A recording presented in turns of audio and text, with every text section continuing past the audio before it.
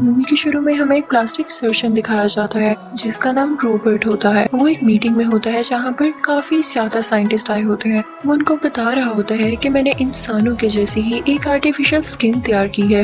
ये बिल्कुल इंसानों की स्किन की तरह है, आप इसमें कोई फर्क नहीं बता सकेंगे। वो ये बता रहा होता है कि मेरे घर में एक लैब है जिसमें मैं सारे एक्सपेरिमेंट्स करते आया हूँ।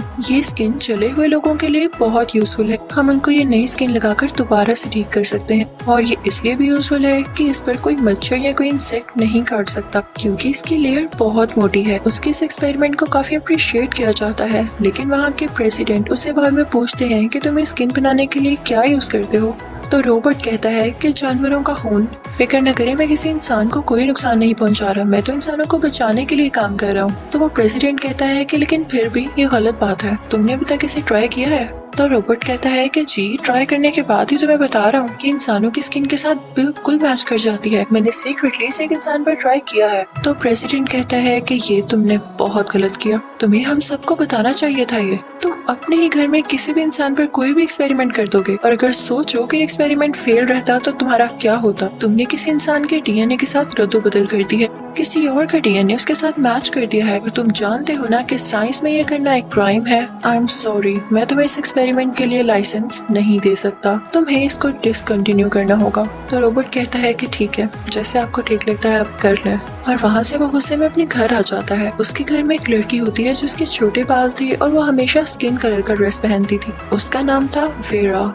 रॉबर्ट ने उसको अपने घर में कैद किया हुआ था और हर जगह सिक्योरिटी कैमरास लगे हुए थे ताकि उस पर नजर रख सके और उसके लिए उसने एक मेड भी रखी हुई थी। रॉबर्ट उस औरत को अपनी माँ कहता था क्योंकि शुरू से उसी औरत ने रॉबर्ट को पाला। दूसरी तरफ हम वेरा को देखते हैं जो कि अपनी इस लाइफ से काफी तंग थी और उसने कई बार अपना गला और अपनी वेन्स काटने की भी कोशिश की, लेकिन उसकी स्किन इतनी मोटी थी कि उससे कोई भी खून न आता और वो हर बार बच जाती। फिर हमें ये भी बात पता चलती है कि जो इस वक्त वेरा की शक्ल है वो सेम टू सेम रॉबर्ट की वाइफ जैसी थी, क्योंकि रॉबर्ट जैसे कि एक प्लास्टिक सर्जन था इसीलिए उसने इस लड़की की शक्ल अपनी वाइफ की तरह कर दी। अब हम देखते हैं कि रॉबर्ट एक दिन बाहर जाता है और उस मेड का बेटा उस घर में आता है अपनी माँ से मिलने के लिए, लेकिन वो बिल्कुल भी अच्छा लड़का नहीं था। वो काफी चोरियां किया करता था और बुरा आदमी था। वो गेट के बाहर से अपनी मॉम से कहता है कि दरवाजा खोलें, मुझे मिलना है आपसे, लेकिन उसकी मदर फोन पर ही और साथ कैमरा में देखते हुए उससे कहती है कि तुम अंदर नहीं आ सकते, मेरा तुमसे कोई रिश्ता नहीं, चले जाओ यहाँ से। तो वो आगे से इमोशनल हो जाता है और कहता है कि मामा मुझे आपकी याद आ रही है।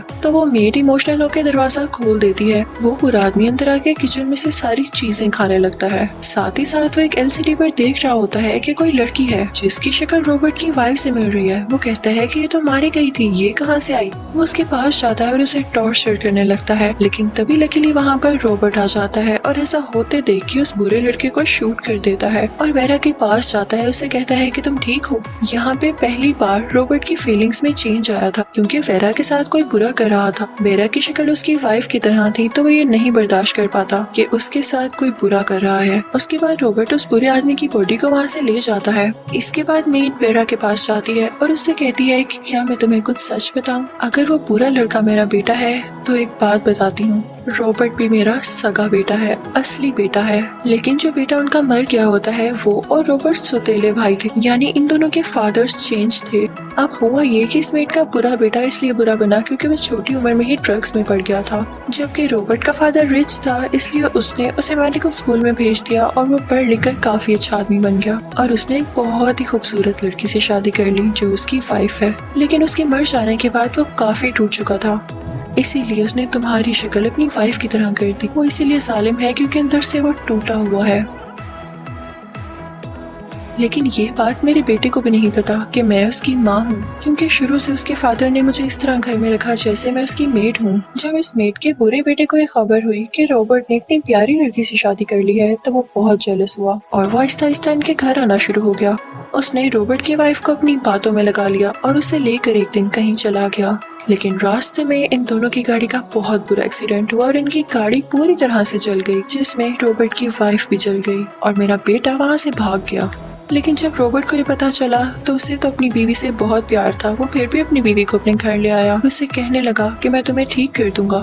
रॉबर्ट इतना इनोसेंट था और अपनी वाइफ के साथ बहुत लॉयल। अब उसकी वाइफ को भी एहसास होने लगा था कि उसने गलत किया। वो जल जाने की वजह से काफी उदास रहा करती थी, इसलिए वो एक कमरे में ही बंद रहती थी जहाँ पर वो अंधेरा करके लेटी रहा करती थी। उसके कमरे में इसीलिए कोई शीशा नहीं रखा गया कि कहीं वो अपना फेस और बॉडी देख के डर न जाए।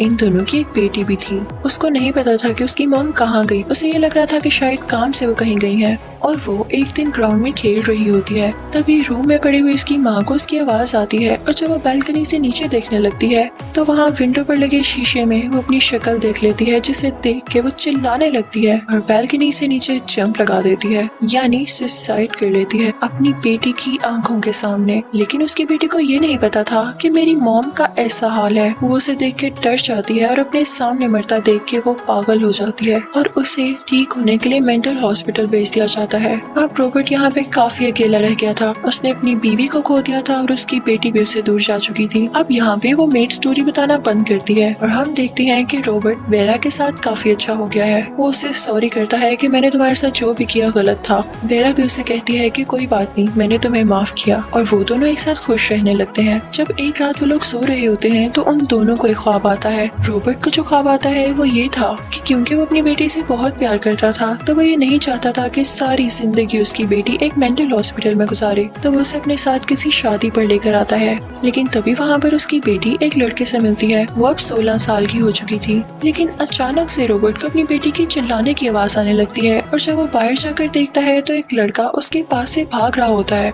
यानी रॉबर्ट के मुताबिक उस लड़के ने उसकी बेटी के साथ बुरा किया और फिर वहाँ से भाग गया। रॉबर्ट को कुछ समझ नहीं आता। अब अपनी बेटी को उठाकर दोबारा से हॉस्पिटल जाता है तो वहाँ उसकी डॉक्टर कहती है कि ये पहले ही बीमार थी, अब इसके साथ ये हो गया तो इसके दिल में आदमियों का डर आ गया है। इवन ये आपसे भी डर रही है तो आप फिलहाल इसके पास ना आए। और अब हम बढ़ते हैं वेरा के ख्वाब की तरफ। वेरा अपने ख्वाब के शुरू में एक लड़के को देखती है। ये वही लड़का था जो शादी की रात रॉबर्ट की बेटी के साथ था और रॉबर्ट को देखकर भाग गया था। दरअसल इसकी मदर की एक बुटीक थी जहाँ पर वो खुद भी काम किया करता था और उस रात जब वो रॉबर्ट की बेटी से मिला तो उसे ये पता चला कि वो ड्रग्स लेती है और कुछ पागल है। तो उसने उसे कहा कि तुम ठीक हो जाओगी, तुम्हें घबराने की कोई जरूरत नहीं। और जैसे ही वो उससे फ्रैंक होना शुरू हुआ तो उस लड़की ने यानी रॉबर्ट की बेटी ने चिल्लाना शुरू कर दिया क्योंकि वो मेंटली इल थी और लड़कों से घबराया करती थी। जैसा रॉबर्ट सोच रहा था वैसा बिल्कुल नहीं था। वो लड़का जो उस रात उसके साथ था वो अच्छा लड़का था, लेकिन जब उस लड़की ने चिल्लाना शुरू किया तो वो डर गया कि लोग मेरे बारे में क्या सोचेंगे, तो वो वहाँ से डर के भाग गया और रॉबर्ट ने उसे गलत सोच लिया और कुछ ही दिनों में उस लड़के को किडनैप करके अपने पास कैद कर लिया और उसकी बाइक को भी एक पहाड़ी पर रख दिया। ये लोगों को ये लगे कि इसका एक्सीडेंट हो गया है और ये स्टिल मिसिंग है।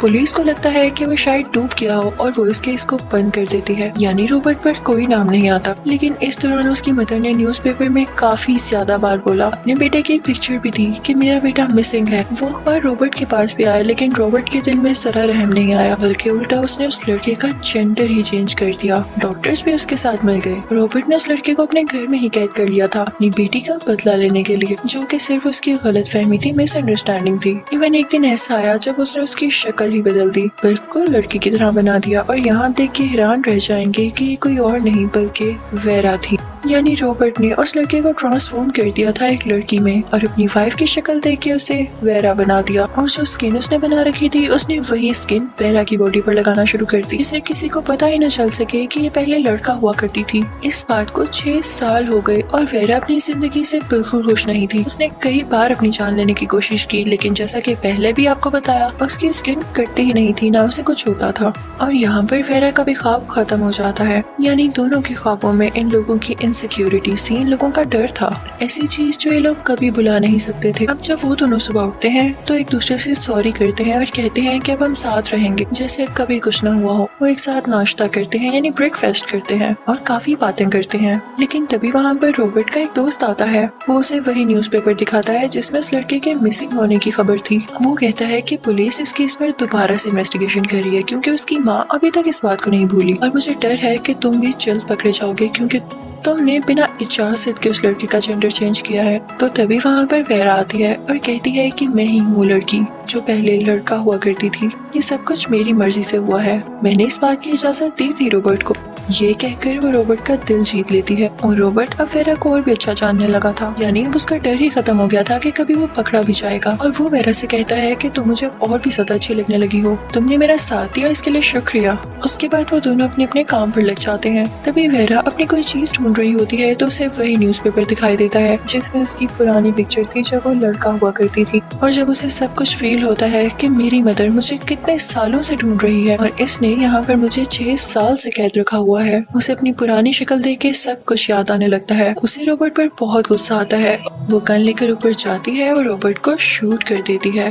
रॉबर्ट यहाँ पर अपनी आखिरी सांस लेता है। उसकी मेड यानी रॉबर्ट की मदर भी ऊपर आती है। उसके हाथ में भी गन होती है, लेकिन इससे पहले कि वो वेरा को शूट करती, वेरा उसे भी मार डालती है। और अब वो कुछ नहीं जानती थी सिवाय इसके कि उसे अपनी मदर से मिलना है। वो कहती है कि बस बहुत हो गई एक्टिंग और मुझसे नहीं बर्दाश्त होता। वो रॉबर्ट के साथ अच्छा रहने का जो भी कुछ ड्रामा कर रही थी वो सिर्फ एक एक्टिंग थी और वो इसलिए कर रही थी कि उसको मार कर उससे आजादी हासिल कर सके। वो सीधा वहाँ से अपनी मदर की बुटीक में जाती है जहाँ पर वो खुद भी काम किया करती थी। वहाँ पर उसे अपनी मदर की असिस्टेंट मिलती है और उसके सामने वो रो देती है। वो उसे कहती है कि मैं वही लड़का हूँ, जब मैं लड़का था तो तुम्हें पसंद किया करता था, लेकिन देखो उन लोगों ने मेरे साथ क्या किया। इस बात को 6 साल हो गए हैं और मैं इस रियलिटी को एक्सेप्ट ही नहीं कर पा रहा। और तभी वहाँ पर उसकी मदर भी आ जाती है और वेरा रोने लगती है कि मामा, मैं आपका वही बेटा हूँ। बेशक उन्होंने मेरी स्किन चेंज कर दी, मेरा जेंडर चेंज कर दिया, लेकिन मैं अभी भी आपका वही बेटा हूँ। और इसी इमोशनल सीन के साथ ये मूवी भी यहीं पर खत्म हो जाती है।